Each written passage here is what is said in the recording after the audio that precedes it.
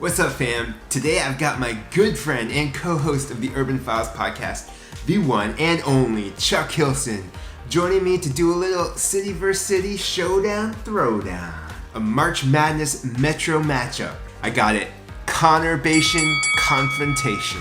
Alright, whatever we're calling it, this is going to be a debate about two cities going head to head. Hopefully we'll do a whole series of these videos, and to kick us off today, we have the Magic City, Miami, where I live, versus... Alright, there's no suspense, I know you can see the title. Florida's Bay Area, Tampa Bay, where Chuck lives. No, I don't know how it's gonna be, but I'm ready for anything I do. What's up, Chuck? I'm ready, yeah.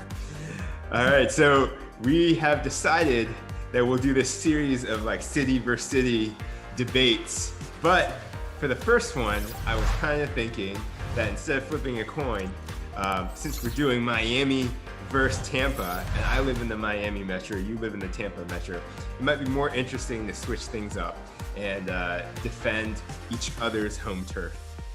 Absolutely. Really, when I think about this, I'm, as a teacher, right, in social studies and, really focusing on argumentative writing, I always try and tell my kids, you got to know the other side. This may not always reflect, my views or your views, but I think it's really healthy to understand the values of, that in general, and really just talking about two of Florida's most exciting cities. So I'm excited and I'm ready to go. So I'm talking about Miami, and when you talk about Miami, the first thing that comes to mind is that it is the capital of Latin America. Now, I mean, it's a brash statement, but Miami is a brash city, and it's, really a dynamic place in that it's so recently formed. I mean, I think a fun fact here is that Miami was founded just in 1896, and it was the only major American city that was founded by a woman. That was Julia Tuttle.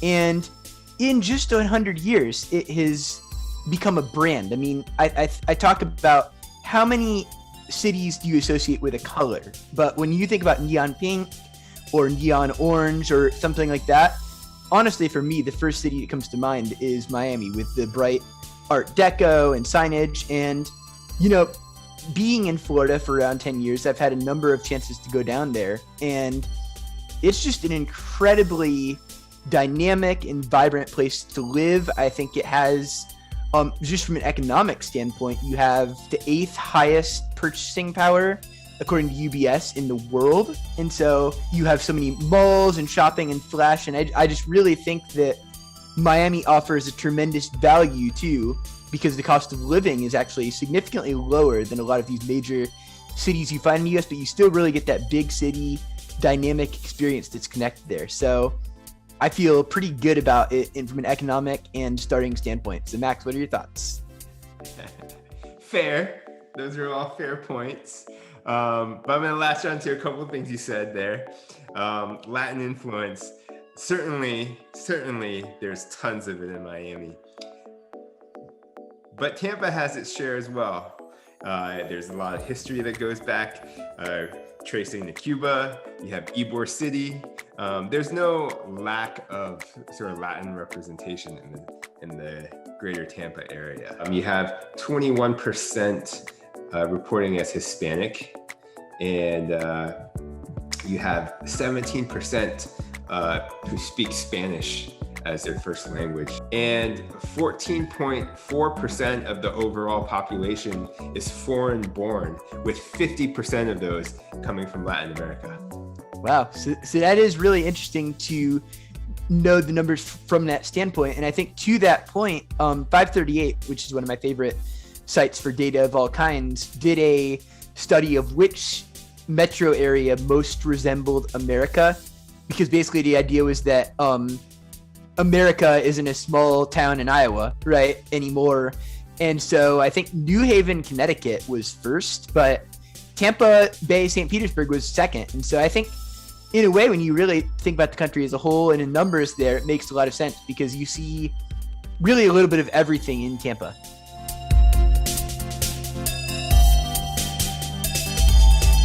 okay, maybe Miami has a better cost of living than New York or San Francisco, but Tampa has an even lower cost of living than Miami. And, for me, I think the big attraction for Tampa over Miami is if you want sort of like a more relaxed environment while still offering tons of great quality of life amenities. So that's where I'm going to hang my hat is low cost of living and great quality of life. Yeah. And I think those are reasonable points for, I think a family, and I think sometimes it's going to come down to where you are going to want to live, right? I think though there's so many other areas we can look at here, because Miami is a very fast-paced place, but I think it's surprising just because it stretches north for 100 miles or so that you can really get some of that family pace and slower kind of culture in Broward County and Fort Lauderdale and West Palm Beach too. And the next thing I wanted to comment on in terms of this debate is mass transit. Now, Tampa is a place that, has had a historical streetcar system, but it really has been a struggling point of them. I think a recent study by the Tampa Bay Times actually ranked the region 29th out of 30th in overall in terms of the largest metros in this area. And so this is a major struggle point. And I think it's kind of maybe embellished or increased the struggle by the fact that, you have 275 coming across the Bay that's kind of dividing it. And so many people that live in this area are basically have no other options, especially going across the Bay and all that stuff. So I think that can really be a point there in terms of in Miami, I think you have a better ability to live a car-free lifestyle.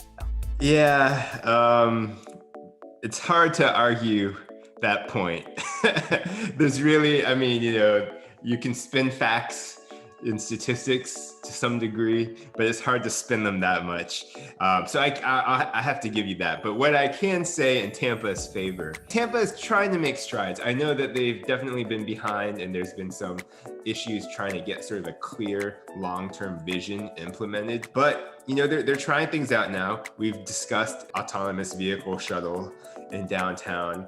They're looking to extend the streetcar, the historic streetcar from Ybor, get a little bit better connectivity downtown, right? There's micro mobility, which is sort of the new wave for cities and for getting people around.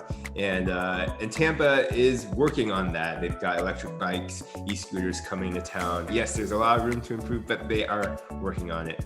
And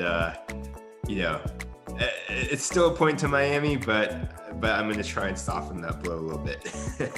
And I think you did a good job of doing that. I really do think Tampa is trying, and I do think if I'm acknowledging the other side for a minute here, Miami isn't exactly world class in their transit department either in terms of some of the things, and the traffic can really get backed up, when you're going around town and stuff on a level that I think driving in Miami can take a certain level of courage that driving in Tampa does not, even in the busiest interchanges. Thank you for mentioning that. As I wrapped up my answer, I was thinking what I should have talked about is traffic, and so that is a point.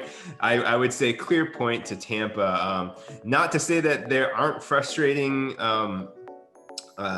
congestion points in the Tampa region. There certainly are. I remember just visiting one time and trying to cross over from St. Pete to Tampa during rush hour, and it was pretty horrific. But it's not on the same level as Miami traffic. So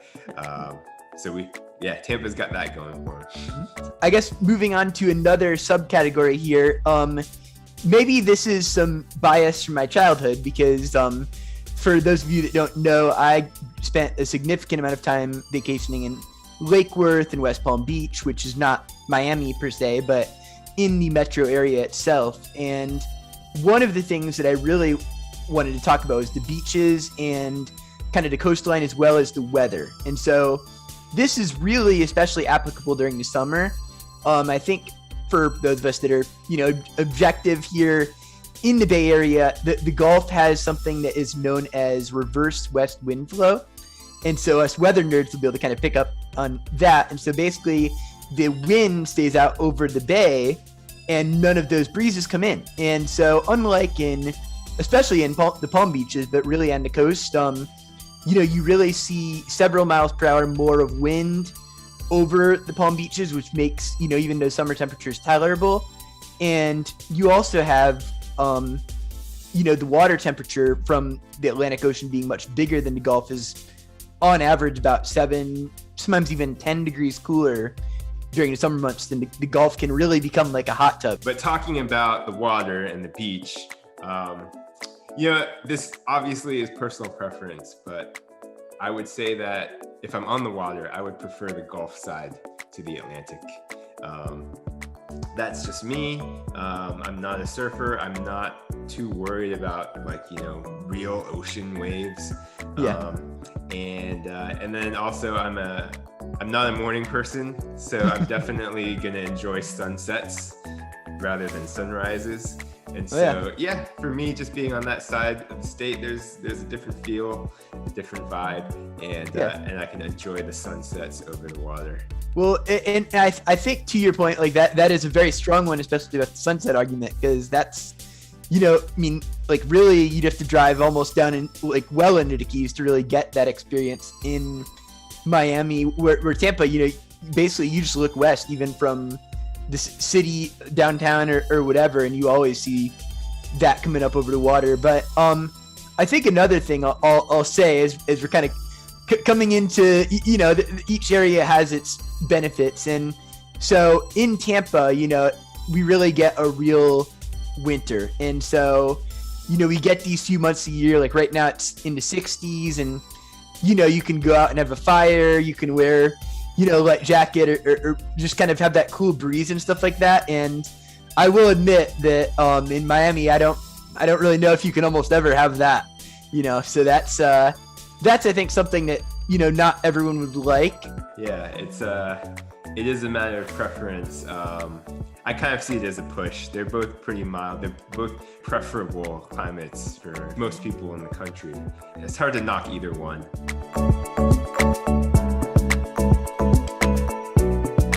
At least from a regional cuisine standpoint, food is a pretty strong point to Miami, at least from a Latin American standpoint. Now, Tampa does have a very good growing and nascent scene. We do have pretty good barbecue and southern cooking up here, but in terms of like ceviche and, Cuban food and really Latin American anything, and I'd say SeaWorld, not SeaWorld, seafood, Miami's up with anywhere in the country. So that's another thing there. I was in my notes, I have these different categories when we're talking about cities.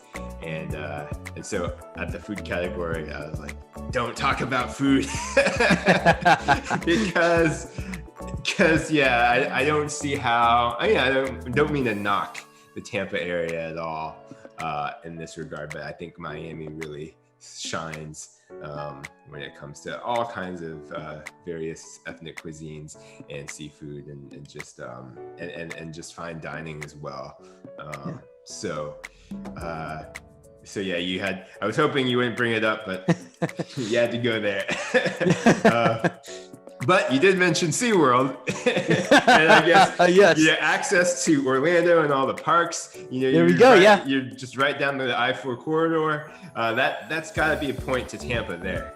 That is a definite point for Tampa, and I've really got to say, I think for like family living and in that stage of life and all that, like that really is something that is hard to deny for the Tampa area. I mean, I know so many people that I know that are young families around Tampa regularly go to Disney and Universal and take advantage of the access to the parks there. So that's definitely a very positive attribute. And I've enjoyed that, being over here for the past few years. I think, and maybe that's my frame of reference. My point of view is sort of as a family, having a family now, there's this attraction of the more chill, less hustle type of lifestyle, lower cost of living, like we've mentioned, and the family amenities. Another thing to talk about when comparing cities is crime.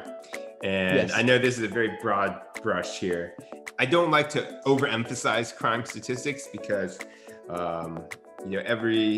every area for the most part is going to have, every broad region for the most part is going to have its share of crime, and it's really more of a very localized kind of neighborhood by neighborhood type of analysis that you want to do. That said, it's a chance for me to get a point for Tampa, so I will point out that the crime stats for the Tampa Metro versus Miami Metro there's a decent difference. Miami has 422 out of 100,000 population incidents for violent crime compared to Tampa at 292. So, and this is for, I think, 2019, which is the most recent data that we have. So, that's a whole about 30% difference. If we look at city of Miami and break it down further, city of Miami, Miami Beach, which is really popular area, and which is an area that I would give a lot of points to Miami for. Yeah. However, when it comes to crime, Miami Beach is at 924 cases of violent crime per 100,000. So it really shoots up in that regard. Well, I think it's a blessing and a curse. I think the fact that Miami Beach is so dynamic and really, I mean, like in a objective sense, there probably is not a more unique urban space or city in Florida, in a way, even in Southeast, than Miami Beach, with its presence in the water and high rises and all that stuff. But that attracts a lot of visitors into a narrow space, and then you have a 24/7 city thing going on, and so you have a population of about, I think, 90,000 or 100,000 in Miami Beach that really probably frequently swells up to 250,000 or 300,000, and that might even be conservative. Yeah, and it's a fair point. You're talking about Miami Beach, what you were saying, especially about a lot of people coming to the island who are maybe not counted in the population numbers. That's true, and that can have a significant effect on the crime statistics. I think this gets discussed a lot in our circles of which specific sort of downtown or neighborhood is the most vibrant, most walkable in the state of Florida. And so South Beach gets discussed quite often. But downtown St. Petersburg also gets thrown in that mix a lot. Yes. And it's really changed a lot. My last time there was about 3.5 years ago. So I can only imagine from what I've read and heard, it's changed and transformed even more so than my last time there. And so I'd like to present downtown St. Pete as sort of foil to South Beach, perhaps just as good of an alternate option. Yeah, well, I'd say the offerings there are more, and I don't mean to discount Miami Beach's architectural scene and all of that stuff, but St. Pete really does have an incredible collection of museums and parks, and maybe more destinations that have a wider age range appeal, where I think I still haven't really done Miami Beach, just sort of being there overnight, going to all the restaurants and like seeing that experience there. But I feel like I'm in a sort of niche where I really love cities and I love that vibrancy. And I feel like, for a young family or, maybe retirees or something, they would easily feel more comfortable. And there's a continuity there. It's a very breathable and human scaled feel there. I know Preserve the Berg, which I have been a member of in the past. They do many wonderful walking tours, and it's about a 3-mile stretch from the waterfront to there where you can really see coffee shops and all that stuff. The only place I can think of in South Florida that is, or in Miami itself, that kind of has that similar feel is Coconut Grove or like Coral Gables, but again, maybe not on quite as large of a scale. Yeah, I think my biggest win in this debate is getting you to argue for St. Pete for me. So thank you. Yeah. Once this whole pandemic is over, if you ever get out to Miami Beach to spend a night or two and take in the nightlife, I think you need to start saving up for that right now. Yes. Because it will cost you an arm and a leg and maybe more. So, that's, I can't speak specifically to St. Pete and downtown St. Pete, but I would imagine overall the cost of an apples to apples night out is going to be much lower in St. Oh yeah, I mean, they pay you to go out and have a good time here. I mean, it's like, I mean, I can park for free right next to St. Pete City Hall. So Mayor Kreisman, please do not take that away. And I walk and I get food for less than $10 from Bodega, delicious sandwich counter there. Then I get free tickets to the Rays game because, being a teacher and stuff. And that's a whole night for $10. And I mean, I feel like I'm going to drop double that on parking for Marlins game. Yep. All right. It sounds like our throwdown has kind of fizzled now, and we're just talking about what we like about Tampa. I got you over on my side somehow. Yeah. In a way, yes.